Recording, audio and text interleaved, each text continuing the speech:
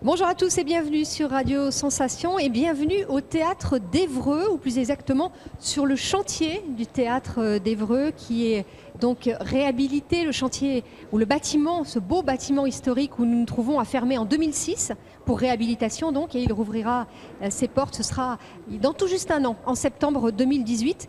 Alors d'habitude interdit, bien le site est ouvert pendant quelques journées, ouvert au grand public grâce à la FFB, la Fédération française du bâtiment. Et je reçois donc aujourd'hui l'architecte de ce chantier, Bruno Descaris. Bonjour monsieur. Bonjour madame. Vous êtes donc l'architecte de ce beau chantier de l'agence Opus 5 Architecte. Est-ce que vous pouvez nous expliquer en quelques mots, compréhensibles par tous s'il vous plaît, ce que vous avez, comment vous êtes arrivé sur ce chantier et quel est votre métier ? Alors d'abord, je ne suis pas le seul architecte sur ce chantier. J'ai mon associé, Pierre Tisserand, qui doit être dans les parages là actuellement, mais qui a une part extrêmement importante puisque c'est lui qui suit de façon très régulière ce chantier. Et il faut lui rendre hommage. Maintenant, quant à la nature de l'opération, alors pour la résumer, si vous voulez, ce théâtre qui a été construit en 1903, c'est un théâtre qui est ce qu'on appelle, il est dans un style beaux-arts. Bon.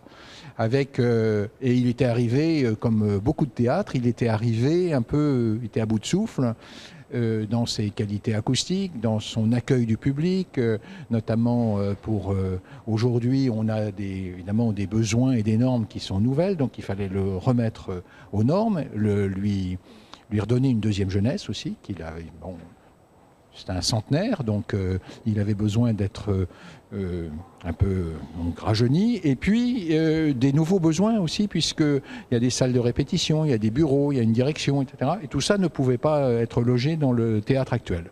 Par conséquent, il a été envisagé une extension.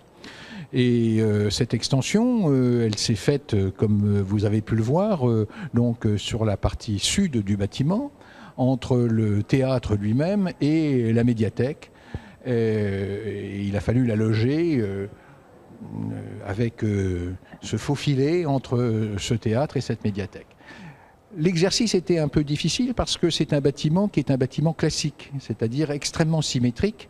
Et rajouter une extension à un bâtiment symétrique, c'est un exercice périlleux. Donc ça, c'est une des premières données. La deuxième, c'est qu'il fallait accueillir le public largement et l'accueillir dans un nouveau hall d'accueil qui rentrait en concurrence avec l'ancien hall d'accueil. Donc faire un accueil qui soit encore plus grand que celui qui existait, de sorte que, il n'y ait pas de confusion et que le public rentre absolument naturellement. Donc une faille de lumière, ce qu'on a fait. Et le problème a été, par conséquent, cette extension, c'est de lui redonner une unité avec le théâtre existant. Et ça s'est fait, si vous voulez, à travers le parement qu'on a pu voir, qui évoque évidemment un théâtre et qui est un rideau de scène qui se développe tout le long du bâtiment et qui fait que ça annonce, si vous voulez, la nature du lieu. Voilà. Vous l'avez dit, c'est un bâtiment historique. Est-ce que ça veut dire qu'il y a des soucis dès le départ lorsqu'on commence à faire les plans? Est-ce qu'il y a des endroits où il ne faut pas toucher, où on n'a pas le droit de faire certaines choses, j'imagine? Des impératifs? Donc c'est un édifice qui est inscrit, à l'inventaire supplémentaire des monuments historiques. Bon, inscrit, ça veut dire qu'il y a effectivement de la part de l'État, notamment du ministère de la Culture, si vous voulez, une vigilance particulière sur les interventions que nous allons faire.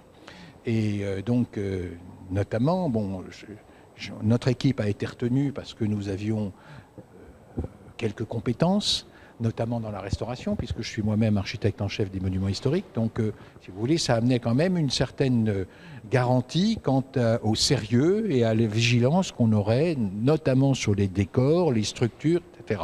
Donc, l'enjeu consiste à conserver tout ce qui est possible de conserver, et aussi, et ça c'est toute la difficulté, c'est d'essayer de s'accorder avec les nouvelles normes, qui sont parfois pas toujours compatibles avec le respect de l'édifice.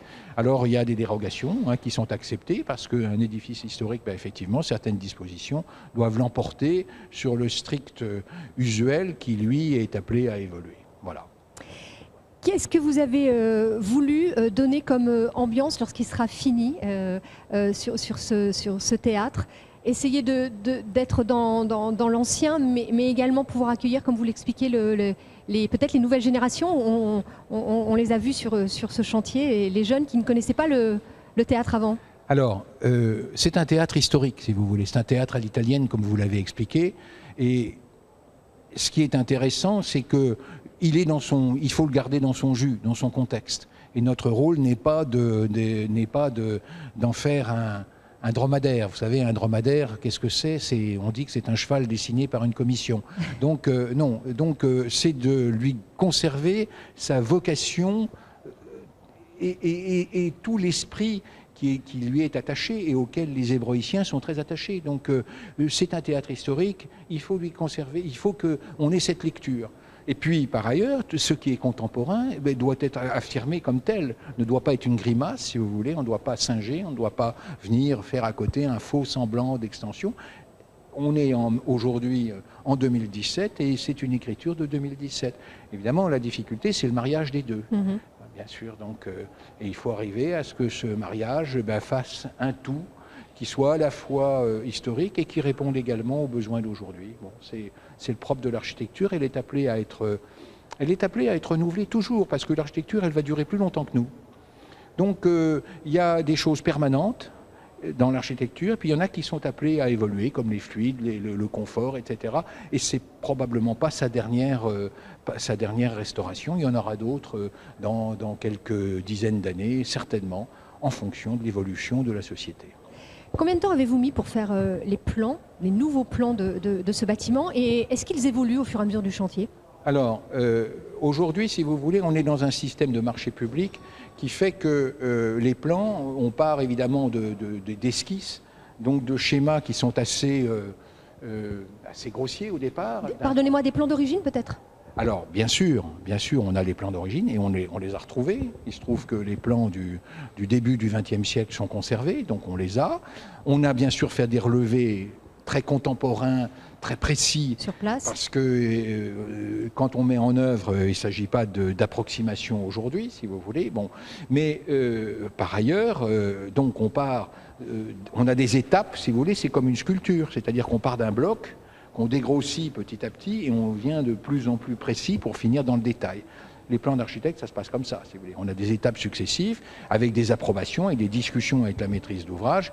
Et puis une fois que c'est terminé, c'est-à-dire à la phase d'appel de candidature et d'appel d'offres, et bien à ce moment-là, le dossier il est ficelé. Et combien de temps là déjà? En gros, on a 18 mois d'études, si vous voulez. Pour un bâtiment comme celui-là? Pour un bâtiment d'études, et puis ensuite, il y a la phase chantier qui est de 2 ans en général, 24 mois. Mais pendant le chantier, évidemment, il y a des accommodements, il y a des adaptations inévitables. Il y a des découvertes, voilà, des choses, quand on ouvre une maçonnerie, on découvre d'autres éléments. Donc il faut s'adapter. Mais dans l'ensemble, si vous voulez, on a quand même une partition qui est assez respectée.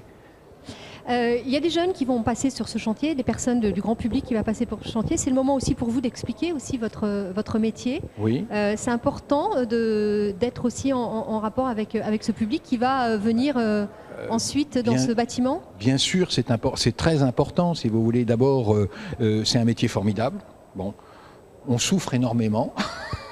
Mais en souffrant énormément, il y a des compensations. Il n'y a pas de plaisir, on pourrait dire, sans souffrance. Donc on souffre, mais quand les choses se font avec beaucoup de patience, parce que c'est énormément de persévérance et de patience. On a l'impression que c'est aussi très solitaire comme métier, je me trompe ? Ah non, c'est pas solitaire du tout. Non, c'est solitaire. Ça peut être solitaire dans la réflexion, mais pas dans l'échange, si vous voulez. Donc il y a des échanges permanents avec les entreprises. Elles sont compétentes. Donc leur point de vue nous est important. Parfois, on ne connaît pas toujours leurs obligations et il faut qu'effectivement on tienne compte des obligations respectives, que l'entreprise comprenne nos intentions, mais qu'on comprenne aussi parfois des spécificités qu'on n'a pas toujours complètement intégrées. Donc c'est important d'avoir des contacts avec les métiers et avec le public. Bien sûr, mais l'architecture, c'est bivalent, si vous voulez. Le thème architecture, c'est archétecture et tectonikos. Donc c'est à la fois un concept, mais c'est aussi une construction.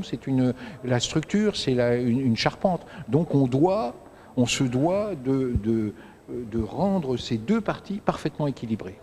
Merci beaucoup, Mais je vous en Monsieur De Caris, donc de l'agence Opus 5, voilà, architecte de ce beau théâtre d'Évreux qui rouvrira donc d'ici un an, qui rouvrira ses portes après ce chantier de réhabilitation. Vous pouvez retrouver ce mag sur notre site radiosensation.fr ou bien sur notre chaîne YouTube. Au revoir.